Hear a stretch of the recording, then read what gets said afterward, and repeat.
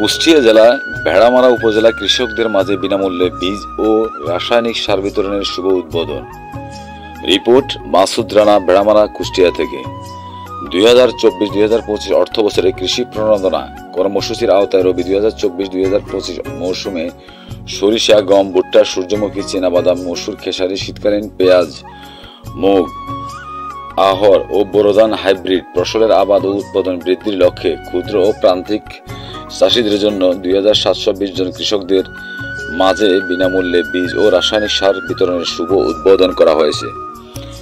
ভেড়ামারা উপজেলা প্রশাসন ও কৃষি সম্প্রসারণ অধিদপ্তরের আয়োজনে গতকাল সোমবার বেলা 12টা উপজেলা অডিটোরিয়ামে ভেড়ামারা উপজেলা নির্বাহী অফিসার ভারপ্রাপ্ত ও সরকারি কমিশনার ভূমি আনোয়ার হোসেনের সভাপতিত্বে উক্ত উদ্বোধনী অনুষ্ঠানের প্রধান অতিথি হিসেবে উপস্থিত ছিলেন কুষ্টিয়া কৃষি সম্প্রসারণ অধিদপ্তরের উপপরিচালক সুফি মোহাম্মদ রফিকুজ্জামান।